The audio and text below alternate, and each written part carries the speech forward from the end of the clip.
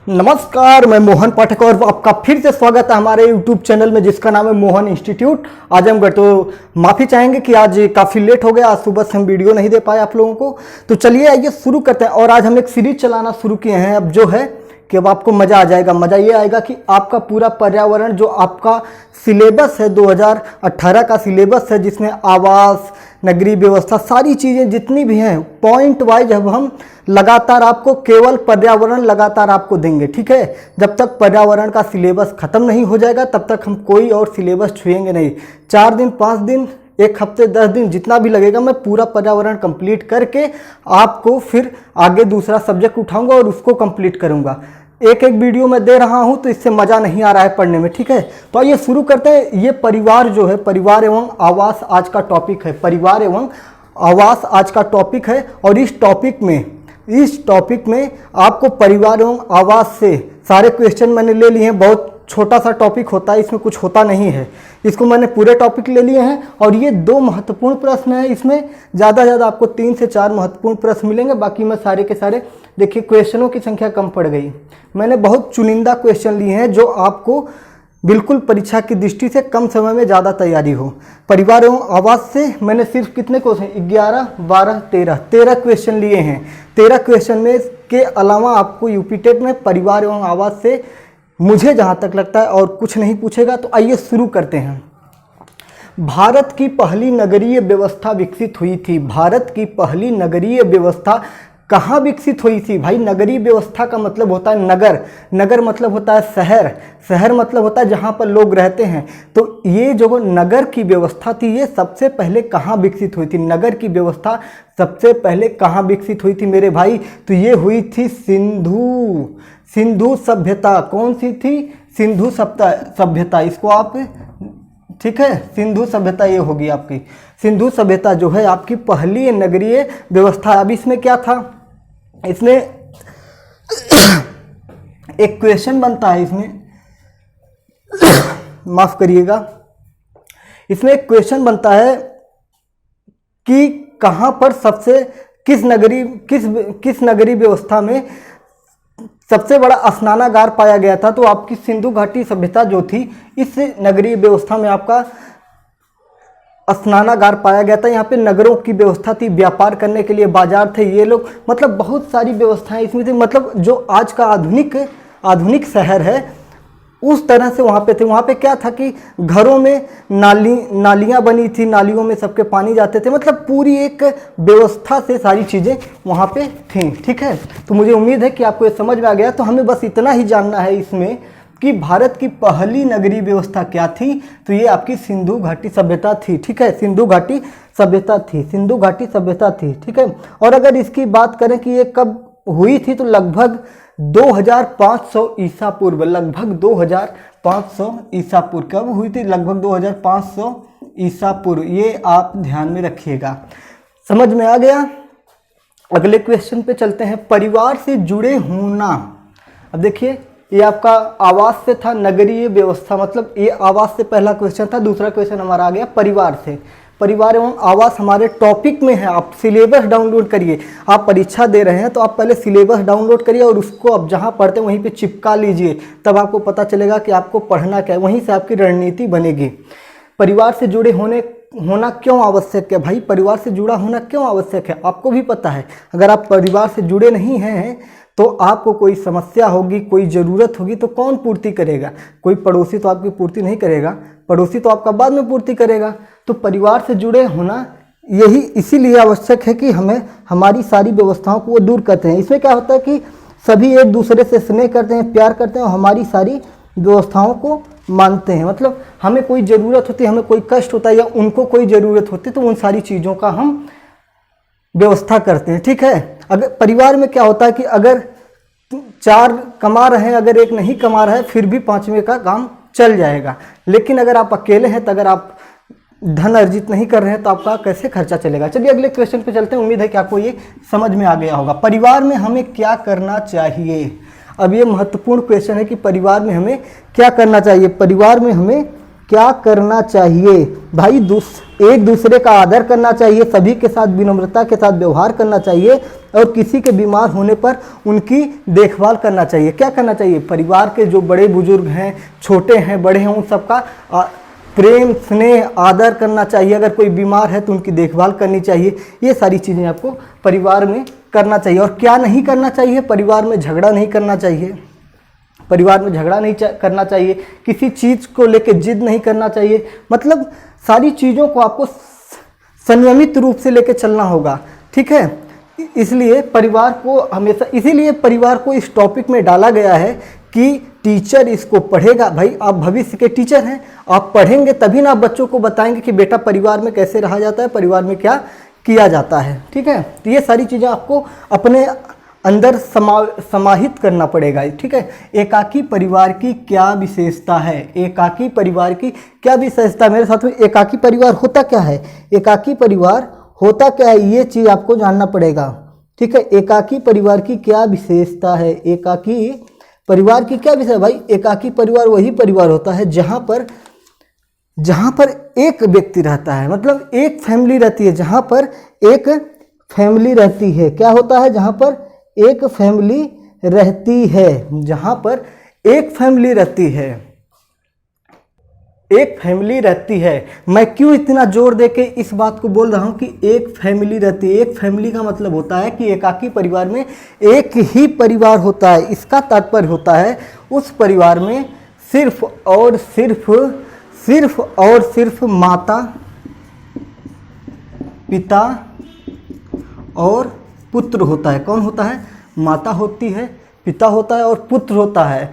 अर्थात इसमें दादा, दादी, बुआ, चाचा, चाची, ये सारे लोग नहीं होते हैं। ये सारे के सारे लोग नहीं होते हैं। ये क्या होता है? आपका क्या होता है? एकाकी परिवार। देखिए परिवार दो प्रकार का होता है। मैंने पहले भी जो लेक्चर दिए हैं उनमें परिवार के बारे में विधिवत बताया है कि परिवार दो प्रकार के होते हैं। अगर आप समाजशास्त्र जब पढ़ेंगे तो उसमें आपको परिवार की डिफिनेशन बहुत ही बेहतर तरीके से मिलती है। परिवार क्या होता है?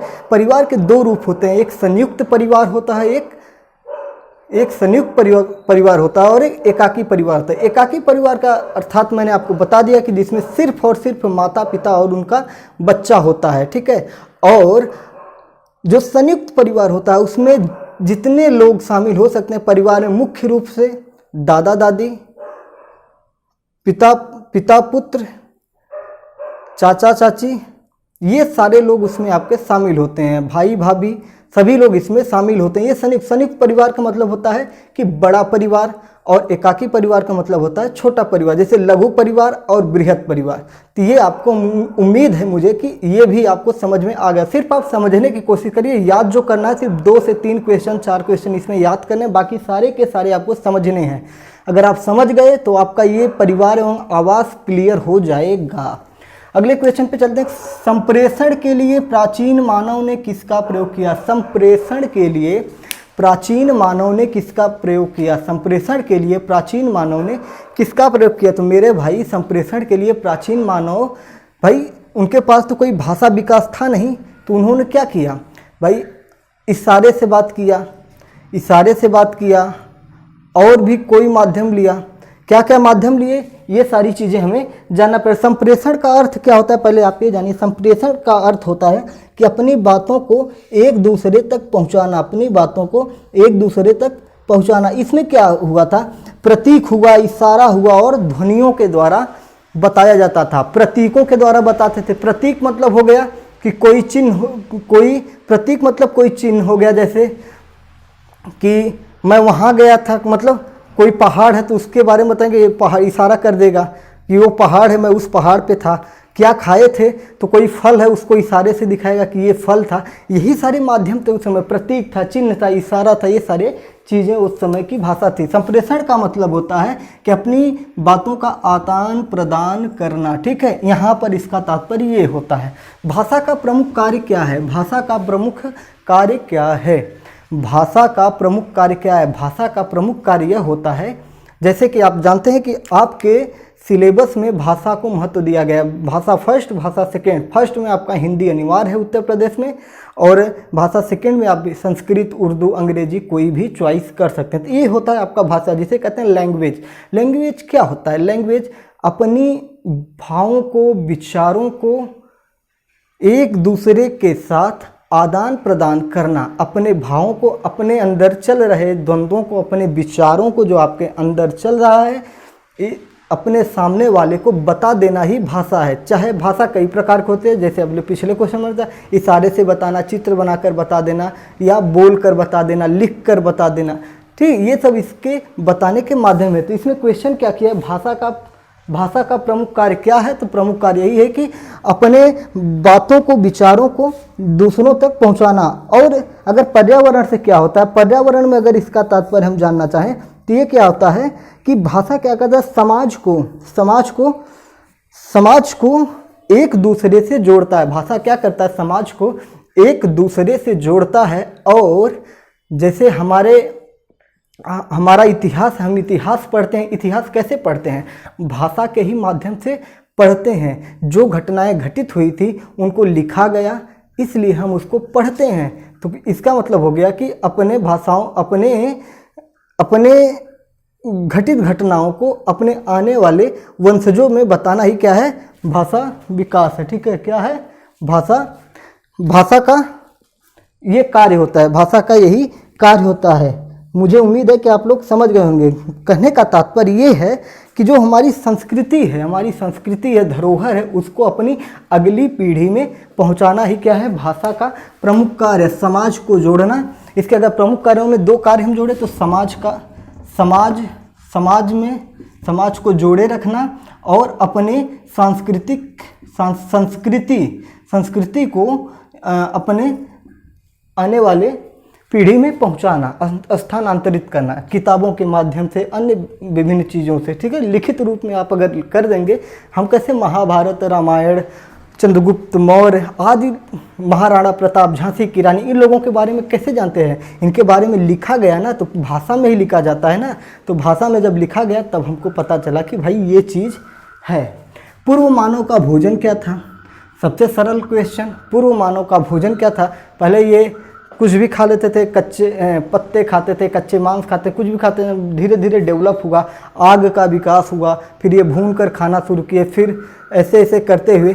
तो क्वेश्चन एक और बनता है पर्यावरण में कि सबसे पहले किस फसल को उगाई गई थी? तो आपका गेहूं और जौ होता है। तो आप ये जो ऑप्शन में मिल जाए तो मार दीजिए। अगर जौ और गेहूँ दोनों मिला है तो आप गेहूँ पे टिक करके चले आएंगे। ठीक है, गेहूँ आपका सही हो जाएगा, जो कि पीएनपी ने गेहूं को माना है, तो इसलिए आप गेहूं को लगा के आएंगे। हमें परीक्षा देनी है उत्तर प्रदेश में, और उत्तर प्रदेश का जो आयोग है उसी के हिसाब से हम आंसर देंगे। आपको पता ही होगा कि क्या होता है यूपीटीटी एग्जाम के बाद। आप दीजिए, फिर उसके बाद देखिए खेल कैसे होता है कि हाई कोर्ट होगा।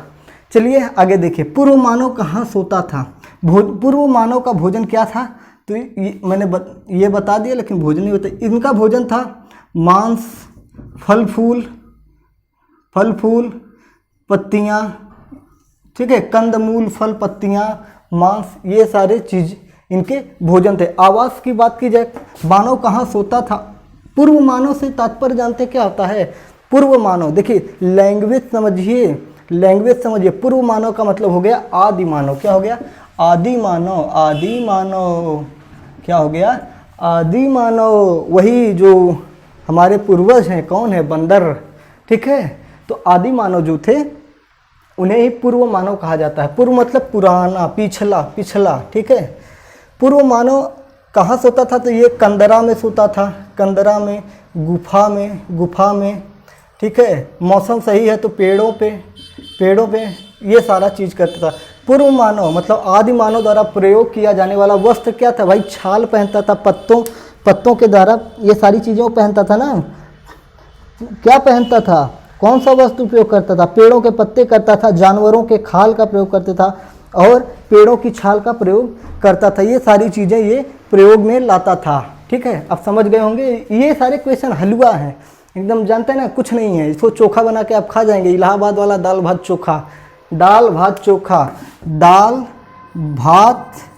चोखा, DBC। अगर आप इलाहाबाद में रहते हैं तो किसी बच्चे से पूछे कहो आज दोपहरिया में डीवीसी बनल रहल का, तो समझ जाएगा कि दाल और भात और चोखा। ठीक है, आइए चलिए 10वें क्वेश्चन पे चलते हैं। भारतीय सभ्यता की विशेषता क्या है? मेरे साथियों, भारतीय सभ्यता की विशेषता क्या है? ये एक बढ़िया क्वेश्चन है कि भारतीय सभ्यता की विशेषता क्या है। भाई हमारे यहाँ भारत इतना समृद्धशाली देश था तो इसकी सभ्यता भी तो बहुत अनोखी रही होगी, तो इसकी विशेषता क्या है? भाई यहाँ की विशेषताएं इतनी अनेक हैं, जैसे पोशाक पहनना। यहाँ का पोशाक क्या था? जैसे पोशाक मतलब क्या होता है? जो हमारा वेशभूषा था, पोशाक, वेशभूषा। विवाह पद्धति, विवाह, हमारे यहाँ जो सभ्यता है वो विवाह को लेके बहुत ही तगड़ी सभ्यता है। गोत्र मिलाया जाता है, सारी चीज़ें, बहुत ही व्यवस्थाएं उसमें की जाती हैं, तब जाके आप शादी होता है किसी का। ठीक है, तो इसमें मुख्य रूप में आप समझ सकते हैं कि हमारी सभ्यता की विशेषता क्या थी। तो ये आपका पोशाक था, पहनावा था, वेशभूषा थी और विवाह पद्धति, इसको आप मुख्य रूप में जान सकते हैं। जैसे कि भारतीय सभ्यता को अपनी विविधता और परिवर्तन और भिन्नता के लिए ये प्रसिद्ध है, तो दूसरी ओर निरंतरता और एक रूपता के लिए थी। ये सारी चीज़ें हो गया। और इसमें बात करें तो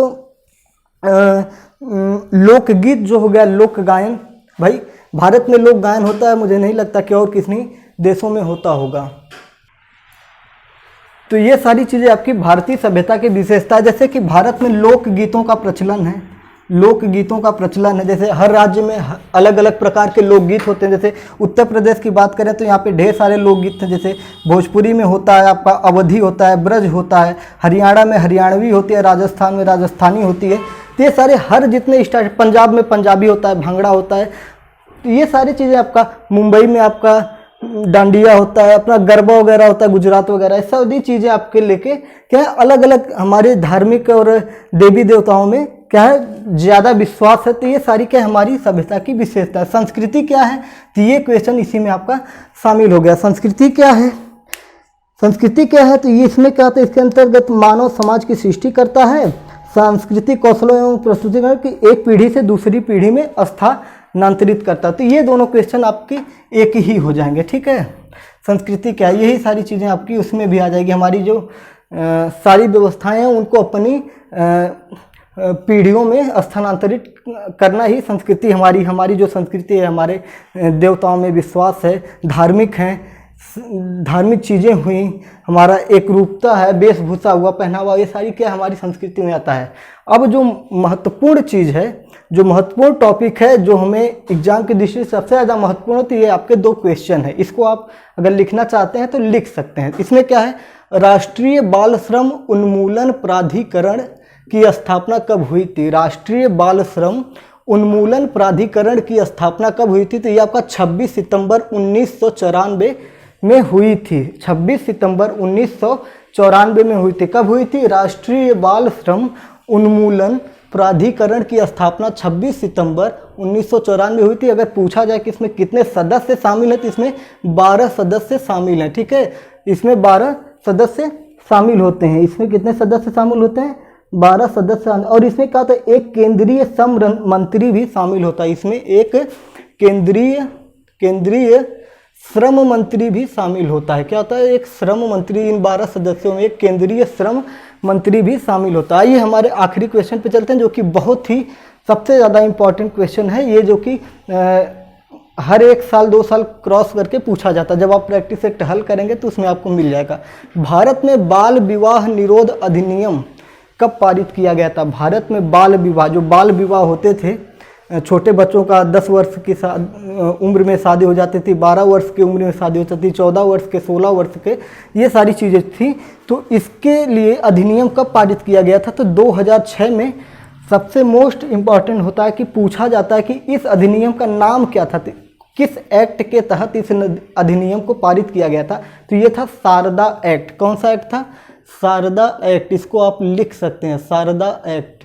शारदा एक्ट के तहत 2006 में बाल विवाह निरोध अधिनियम पारित किया गया था। तो ये आवास, परिवार एवं आवास का टॉपिक पूरा कंप्लीट हो गया है। तो अब अगला इसी तरह पूरा पर्यावरण का टॉपिक क्लियर कर देंगे, इन्वायरमेंट का, फिर उसके बाद ही कोई सब्जेक्ट हम लेंगे। ठीक है, इसी बार टॉपिक वाइज हम पूरा सिलेबस कंप्लीट कर दे रहे हैं।